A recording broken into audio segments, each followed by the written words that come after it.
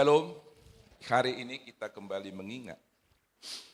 mengingat kenaikan Yesus. Apa yang kita bisa ingat tentang kenaikan Yesus ini? Bisa setengah menit dengan beberapa kata saja. Ketika kita mengingat kenaikan Yesus, apa yang ada dalam pikiran kita? Silahkan, bisa kiri kanan, bisa ngobrol. Ketika hari ini saya mengingat kenaikan Yesus, apa yang paling ada dalam hati kita? Silahkan, pergunakan waktu ini, katakan. Bisa atau enggak ada kesan, enggak apa-apa juga. Nanti setelah khotbah pasti ada kesannya. Ayo, mulai dari sekarang, ini 36, nanti 37 selesai. Oke, saya lihat di sini. Ayo, ngomong. Apa? Hari libur, gitu kan?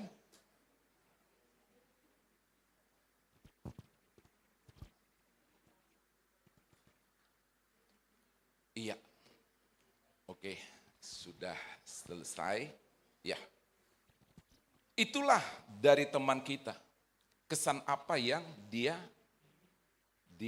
dapatkan ketika mengingat kenaikan Yesus ini.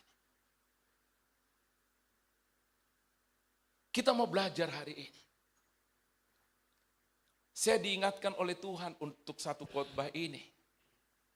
Untuk hidup kita benar di hadapan Tuhan. Kitab Efesus nanti yang akan saya bagikan kepada kita. Untuk kita hidup dengan benar, itu ada dua hal. Yaitu hidup benar kepada Tuhan dengan iman. Dan hidup benar dengan sesama kita, yaitu menunjukkan kasih kita kepada sesama. Inilah kehidupan yang benar itu. Bukan hanya kita benar, punya iman kepada Tuhan, tetapi kita juga harus menunjukkannya kepada sesama kita, kepada seisi rumah kita, kepada suami, kepada istri, dan kepada anak-anak kita. Kita harus menunjukkan iman kita itu dengan benar, yaitu melalui kasih. Kasih inilah yang mewakili semua perbuatan kita. Dan perbuatan tanpa kasih itu sama dengan jong. Apa? Jong. Nggak ada artinya. Dan untuk kekristenan yang benar, dua hal ini harus ada. Yaitu iman kepada Tuhan, percaya kepada Tuhan, dan tunjukkanlah imanmu itu kepada sesamamu melalui perbuatan yang benar-benar mewakili kasih di dalam kehidupanmu. Tanpa kedua hal ini, kita akan timpang. Apa? Timpang. Di satu sisi kita disebut rohani, di satu sisi suami kita ngomongin kita duniawi. Anak kita ngomong kita duniawi. Teman-teman kita ngomong kepada kita kasar. Tidak mungkin orang yang punya iman benar kepada Tuhan, tetapi omongannya kasar. Katakan kepada kiri kananmu, tidak mungkin bro. Gak akan mungkin.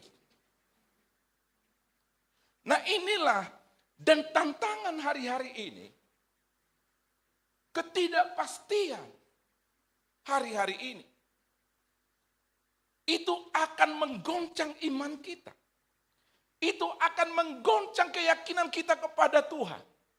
Dan untuk itulah, kita harus memiliki iman yang benar kepada Tuhan. Dan iman yang benar itu lahir dari kebenaran firman Tuhan.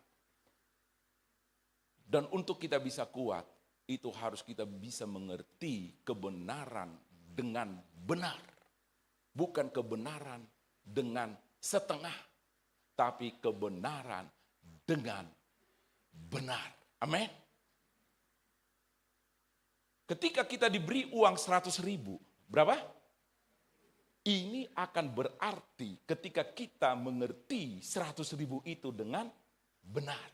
Kalau kita tidak mengerti 100.000 dengan benar, contohnya dikasih kepada anak-anak bayi, itu akan disobek. Bisa dimakan. Bisa dimakan sama dia. Bisa juga disobek, karena dia tidak mengerti dengan benar. Kita kenaikan Yesus yang kita ingat hari ini, kita mau belajar dengan benar kebenaran yang sesungguhnya itu.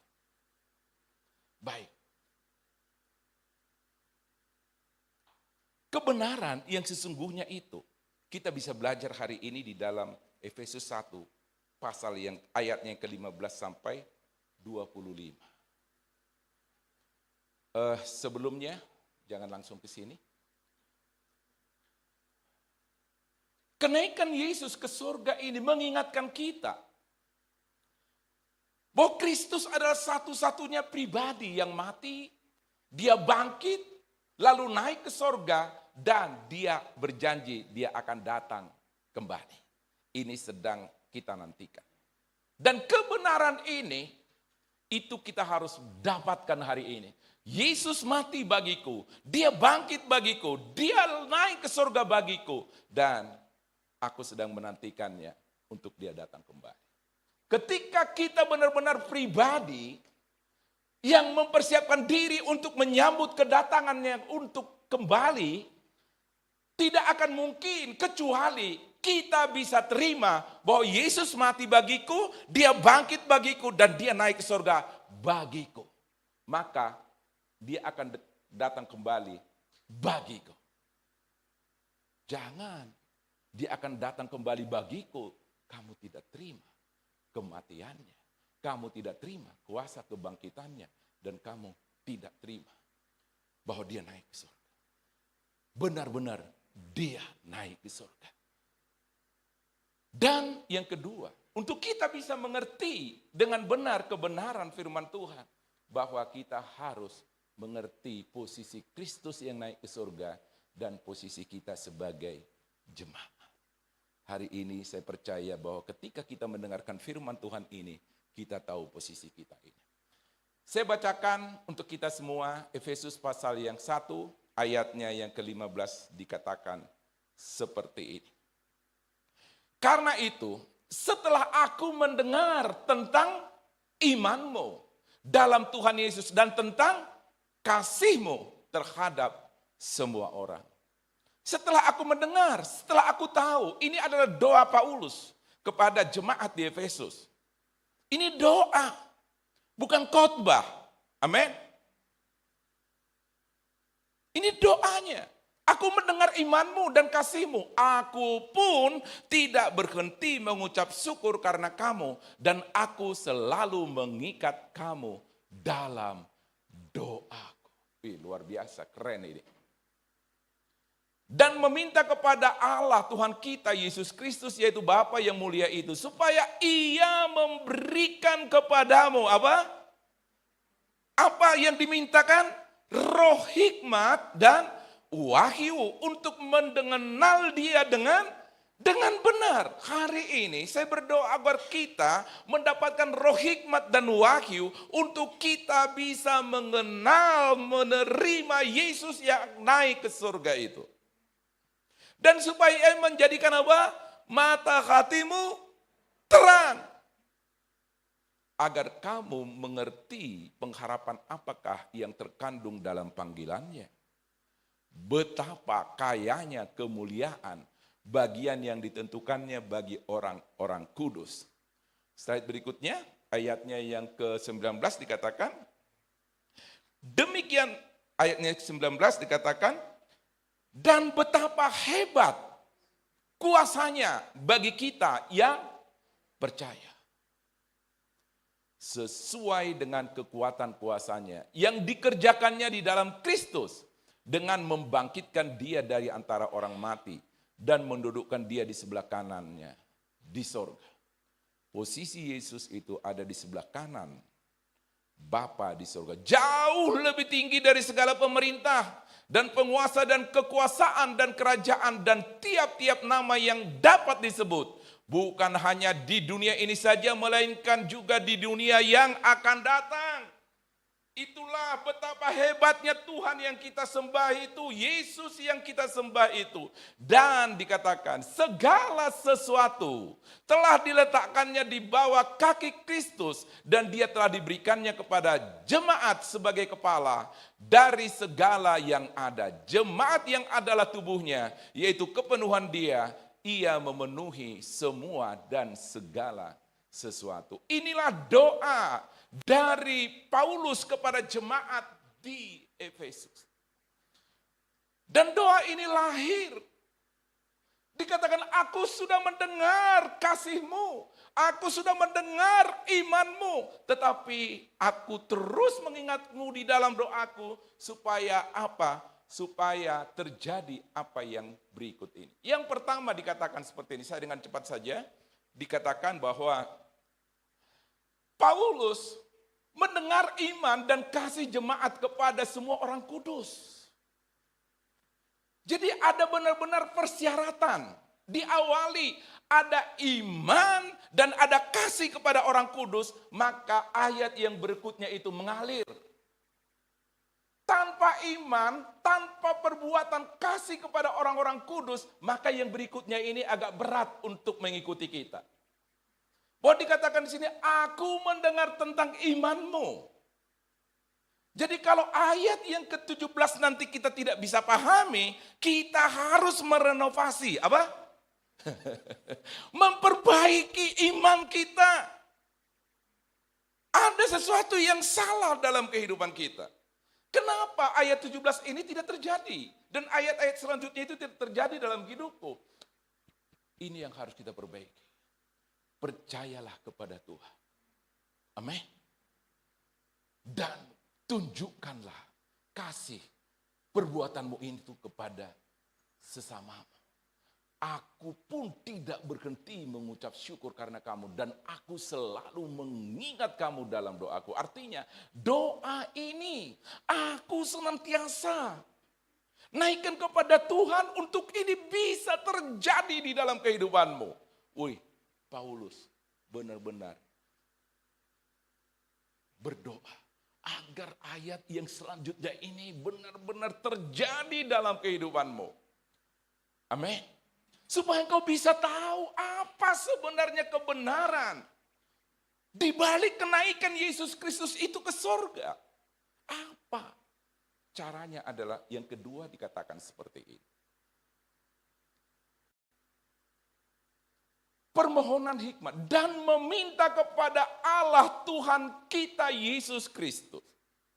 Bahwa Paulus benar-benar berdoa ketika dia mengingat jemaat di Efesus.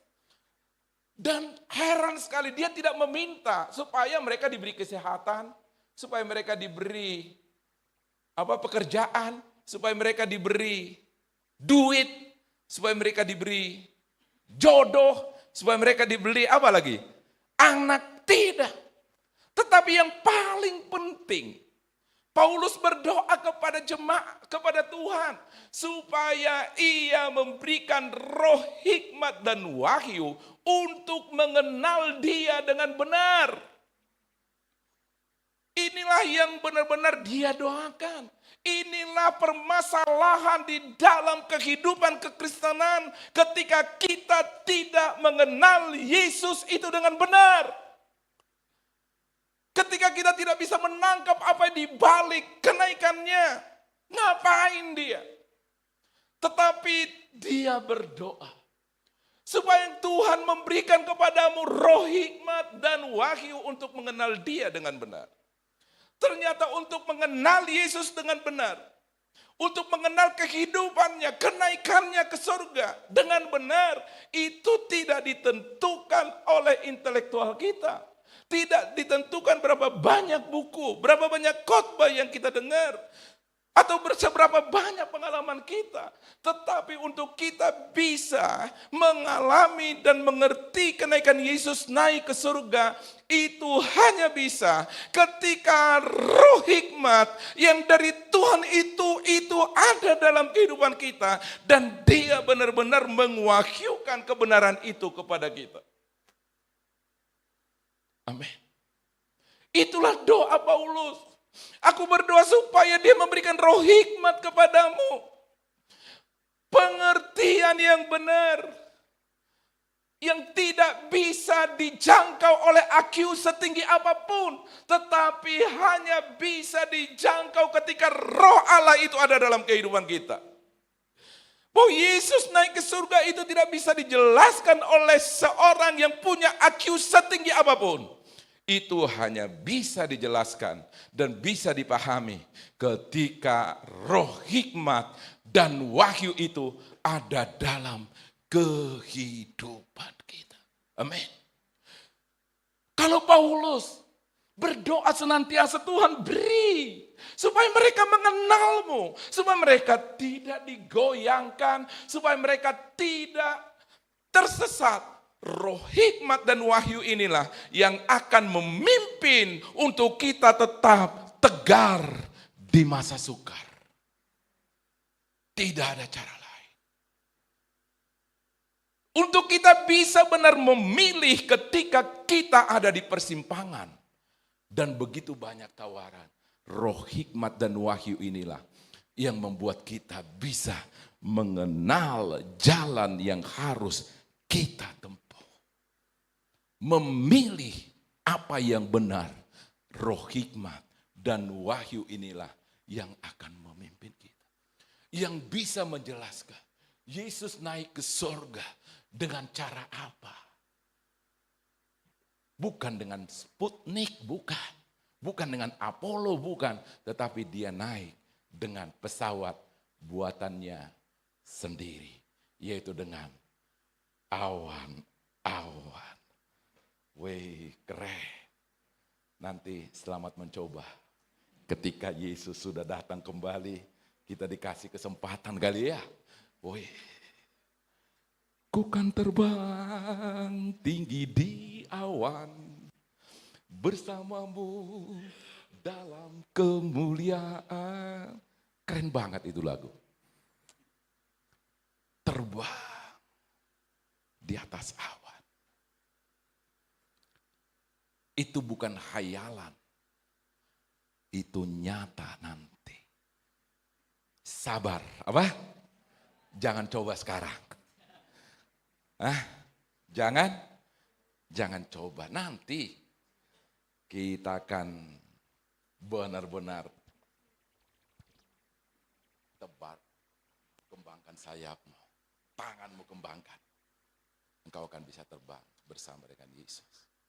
Dia naik ke surga tanpa sepertinya berat gitu ya, berusaha enggak. Dia set, naik ke surga. Apa? Set. Apa? Coba. Set. Tanpa sepertinya, berat benar enggak? Set. Sabar, aku akan datang segera, kata Yesus. Itu nyata. Amin. Kalau Yesus, dia mati, nyata. Dia bangkit, nyata. Dia hidup kembali, nyata. Dia naik ke surga, nyata. Dia datang kembali, nyata. Haleluya. Amin. Waduh, ini orang percaya keren benar sebenarnya.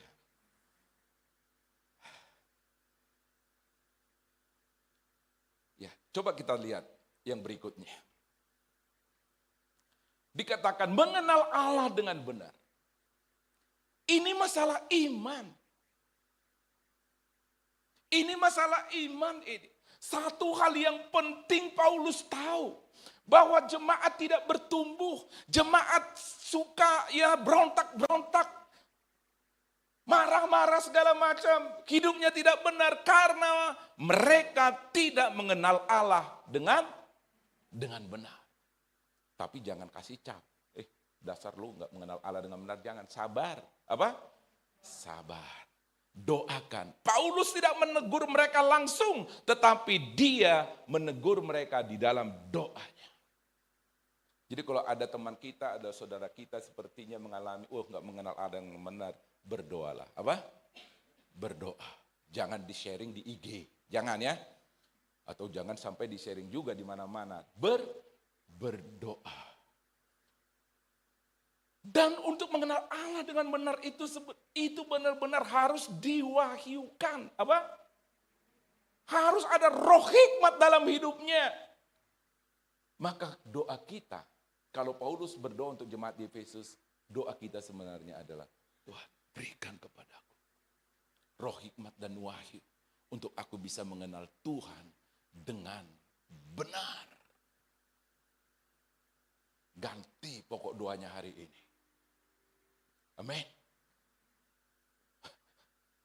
Benar, pasti usaha pasti lancar aja itu. Apa? Mana lebih sering berdoa usaha lancar daripada mengenal Allah dengan benar? Supaya dapat ini, dapat itu, supaya sehat dan segala macam. Mana lebih sering berdoanya? Nanti aja. Kan kita ada fellowship nanti kan? Ada, Bu Yuli? Ada? Ada, kalau nggak ada diadain aja deh. Supaya bisa kita share, mana lebih sering kamu berdoa untuk kebutuhan jasmani dan jasmanimu daripada mengenal Allah dengan benar. Nanti saya nggak akan bahas itu supaya waktunya cukup. Dan yang kedua adalah supaya mata hatimu terang. Kalau mata kita tidak terang, uang, ini masalah uang lagi. Uang 1.000, uang 100.000 bisa mirip uang 20.000. Karena apa? Matanya tidak terang. Udah main marah aja. Kan saya tadi minta 100.000, kenapa 20.000? Matamu tidak terang. Lihat dong.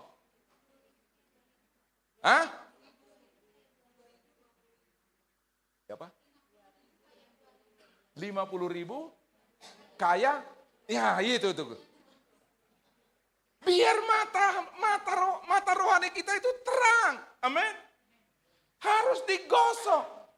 Berapa kali gosok kacamata tiap hari? Ini Ibu Lince ini, pernah gosok kacamata, ngelap kacamata tiap hari? Berapa kali?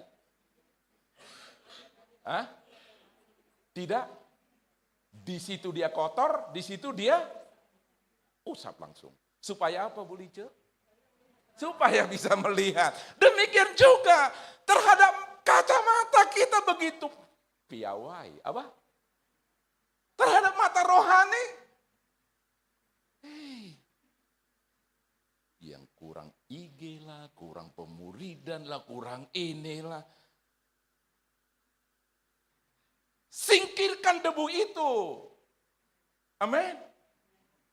Kita punya kemampuan untuk menyingkirkannya dan Tuhan memberikannya kepada kita. Kerjakan. Jangan sampai buram yang putih jadi gelap. Yang gelap tetap gelap. Maka Tuhan, yang penting adalah dalam kehidupan ini, biarkan mata rohani kita itu terang. Dan ketika kita berjalan sama seperti kacamata itu, banyak sekali debu yang menempel, banyak sekali mungkin asap bisa menempel, air bisa menempel. Demikian juga dengan perjalanan rohani kita. Bisa saja ketika kita sudah mengalami satu revival dalam hidup kita, kita berjalan, kita masuk dalam kereta api gitu kan, ada orang nyenggol kita, mulai debu mulai masuk gitu kan, kita udah duduk mau tidur di kereta gitu kan, tiba-tiba ada ibu-ibu datang, padahal kita udah bersiap-siap setengah mau tidur, tiba-tiba ibu datang. Sebagai rohaniawan kita akan iya mas, kita akan bangkit tetapi ada nempel lagi, iya kan, kita mau turun, kita desak-desak, ini padahal udah mau turun di cawang. Karena orang tidak memberikan jalan kepada kita, akhirnya turun di Tebet itu. Aduh gini lagi, udah semakin tebal itu. Semakin tebal. Mata rohani kita itu semakin buram. Ada waktunya kita harus bersih. Amin. Supaya dia terang kembali. Masuk ke kafe lagi kita lihat, Anak-anak muda, ya ini nggak tahu ya, saya nggak, apa anak-anak muda gimana kalau di kafe? Hah? Gimana Git? Nanti anak-anak muda gitu kan, di kafe gitu kan, lihat gadis-gadis yang pakaian kurang bahan gitu kan. Ya, gitu kan. Bisa saja kita bisa bilang, pingin beli apa? Pingin beli. Ya.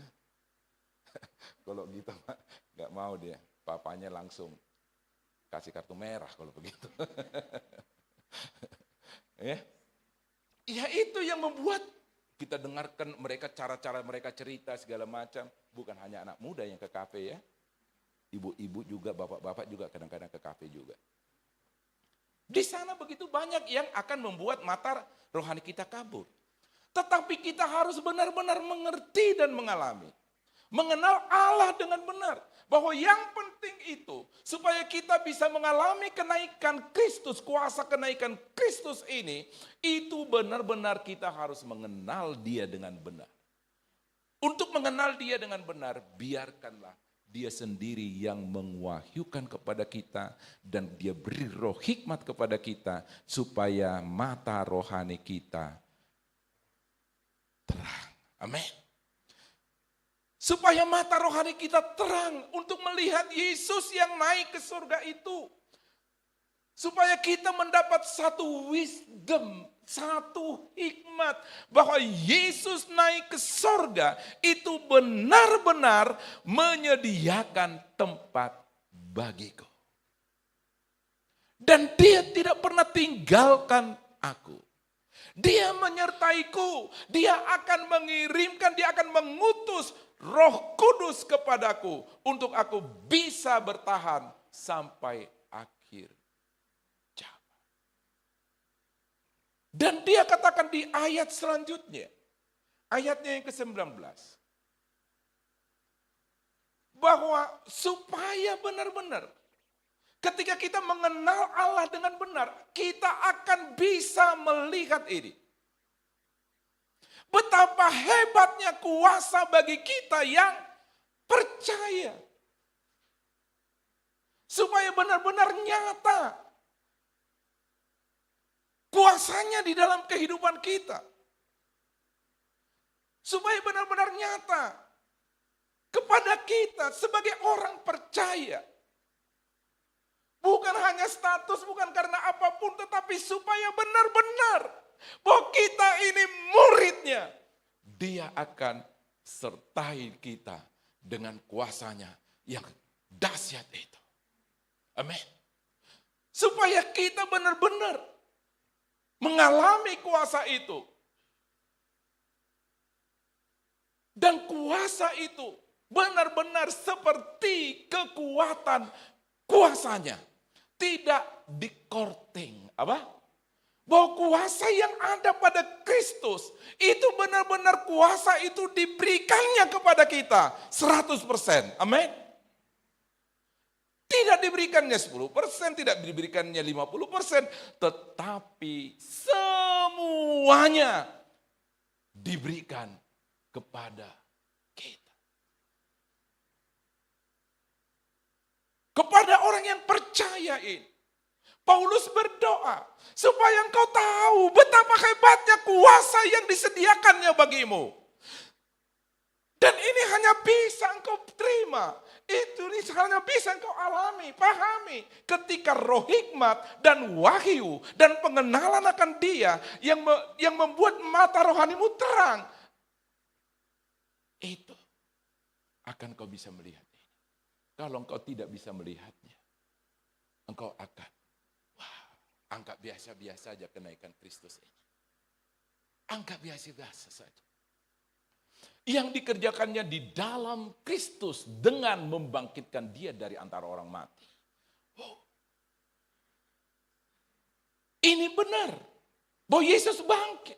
Bagaimana Dia bangkit? Tidak seperti apa yang dunia pikirkan. Bahwa Dia bangkit pada hari yang ketiga. Kenapa? Karena memang itu Dia janjikan. Dan mendudukkan Dia di sebelah kanannya di sorga. Yesus naik, dia duduk di sebelah kanan Bapa di sorga. Tempat yang paling strategis, tempat yang paling menentukan, tempat yang memegang kedaulatan tertinggi, tempat yang benar-benar menentukan segala sesuatu jauh lebih tinggi. Ini harus benar-benar kita tangkap dengan benar. Jauh lebih tinggi dari segala pemerintah.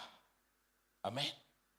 Dan penguasa, dan kekuasaan, dan kerajaan, dan tiap-tiap nama yang dapat disebut. Berapa kali dan ini? Supaya benar-benar kita nangkap, amin. Supaya benar-benar kita yes. Jangan ragu lagi. Ya. Jauh lebih tinggi. Kekayaan, kuasanya, kehebatannya itu jauh lebih tinggi. Dari apa? Segala pemerintah. Ya sebut aja, segala pemerintah. Mau pemerintah apapun. Ada Yesus yang menentukannya. Dan penguasa, dan kekuasaan, dan kerajaan, dan tiap-tiap nama yang dapat disebut. Bukan hanya di dunia ini saja, melainkan juga di dunia yang akan datang. Ini tidak bisa dipahami dengan intelektual kita. Hanya benar-benar ini bisa dipahami ketika kita mendapatkan roh hikmat dan wahyu dan pengenalan yang benar tentang Tuhan. Baru kita bisa mengerti. Dan inilah yang aku doakan. Supaya engkau tahu posisimu. Ketika Yesus sudah naik itu. Ini diberikannya kepadamu. Udah berikan kuasa, berikan ini, berikan ini. Yesus ngomong, sudah apa? Yang belum kamu mengalami roh hikmat dan wahyu dan mengenal aku dengan benar. Itulah yang aku nanti-nantikan. Siapa yang rindu untuk mengalami roh hikmat dan wahyu? Haleluya, amin. Kita berdoa untuk yang hal ini. Karena inilah yang membuat, menyingkapkan pengertian kepada kita. Untuk kita bisa memahami, untuk kita bisa hidup di dalam kuasa kenaikan Kristus hari-hari ini. Kita mengalaminya, kita mengalami roh hikmat dan wahyu itu. Pengenalan yang benar dan kita berani untuk kita bisa menjalani kehidupan ini. Dengan mengandalkan roh hikmat dan wahyu yang daripada Tuhan. Kita tidak akan bisa untuk melangkah, untuk bertahan ketika kita tidak mengalami roh hikmat dan wahyu. Ketika kita memandang Yesus yang naik ke sorga. Tuhan, biar aku boleh mengalami, mengerti arti di balik semuanya itu. Dan ternyata inilah yang dia berikan. Saya dengan cepat saja, ya, dikatakan yang ayatnya yang selanjutnya. Ini lanjut saja. Memahami posisi kita dengan benar. Ketika Yesus sudah naik di surga, kita harus benar-benar memahami posisi kita. Bahwa tugas kita itu ada. Kita ini representasi Kristus di bumi ini. Amin. Kita representasinya sekarang. Dia udah naik ke surga. Dan orang butuh Kristus. Orang butuh melihat Kristus. Dan itu hanya bisa dilihat dari kesaksian kita. Amin. Kita representasinya. Dan segala sesuatu telah diletakkannya di bawah kaki Kristus. Di bawah kaki. Segala sesuatu telah diletakkannya di mana? Iblis juga di bawah. Iya, coba gini-giniin iblis. Iya. Segala sesuatu termasuk iblis di bawah kaki Kristus. Dan dia telah diberikannya kepada jemaat sebagai kepala dari segala yang ada. Jemaat yang adalah tubuhnya. Jemaat yang adalah tubuhnya. Kristus kepala, jemaat tubuhnya. Kaki tubuhnya enggak? Kaki, ya bukan kepala, kaki tubuh. Jadi iblis itu ada di bawah tubuhnya, kakinya di bawah, diinjak-injak oleh gereja Tuhan di muka bumi ini. Yaitu jemaat yang adalah tubuhnya, yaitu kepenuhan dia, yang memenuhi semua dan segala sesuatu. Dan kenaikan Kristus di kayu salib ini, kenaikan Kristus ke sorga, itu menyadarkan kita akan satu tanggung jawab. Bahwa kita representasinya di muka bumi ini. Amin. Kitalah sekarang yang menceritakannya, yang menjadi wakilnya, yang menjadi bagian dari kehidupannya. Bahwa dikatakan Kristus itu adalah kepala. Dan kita adalah tubuhnya. Dan untuk kita bisa menjadi representasi yang benar tentang Kristus di muka bumi ini, kita harus terhubung dengan kepala. Amin. Tubuh tidak akan bisa berbuat sesuatu tanpa dia terhubung dengan kepala. Tidak ada orang yang memberikan ancaman seperti ini. Kalau ancaman ini, saya akan bunuh kamu, saya akan potong kelingkingmu. Ada yang memberikan ancaman seperti itu? Membunuh orang, potong kelingking? Atau saya hati-hati ya, saya akan bunuh kamu, saya potong kakimu. Ada? Yang ada potong leher.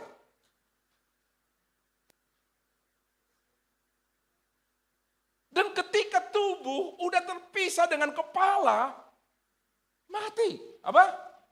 Mati. Maka untuk kita bisa bergerak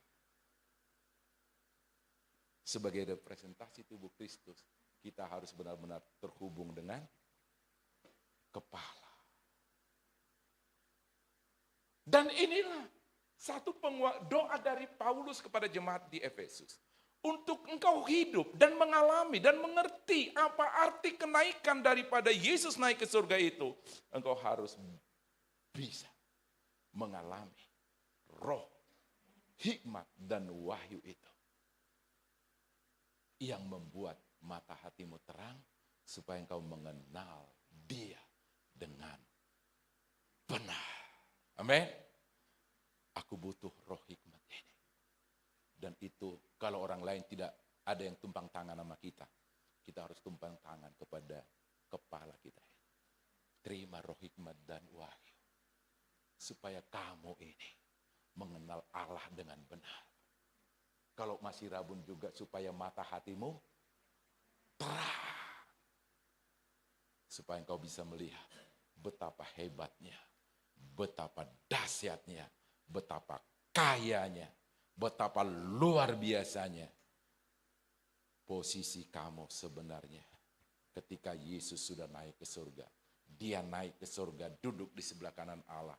Sekarang kamu yang gantikan untuk menghadirkan kerajaan Allah di muka bumi ini. Amin. Coba bilang, kamu yang ganti. Kamu yang melanjutkan. Hah? Kita yang melanjutkan, amin. Jemaat ini melanjutkan menjadi kesaksian untuk menceritakan.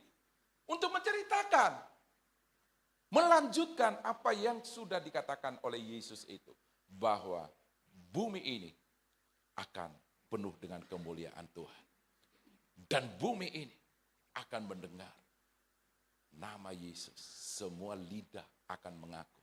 Dan setiap lutut akan bertelut bahwa Yesus adalah Tuhan.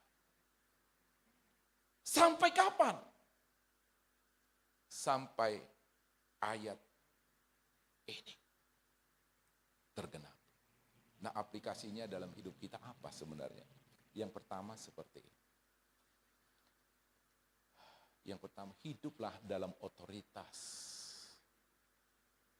Yang artinya menyadari posisi kita di dalam Kristus.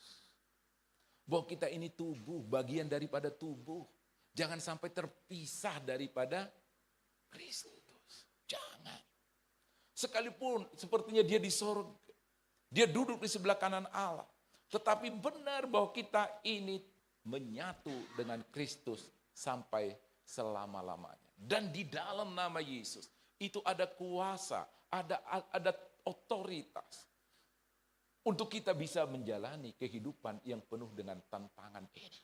Hanya satu nama yang bisa untuk mengalahkan segala kuasa-kuasa di dalam dunia ini, yaitu nama Yesus.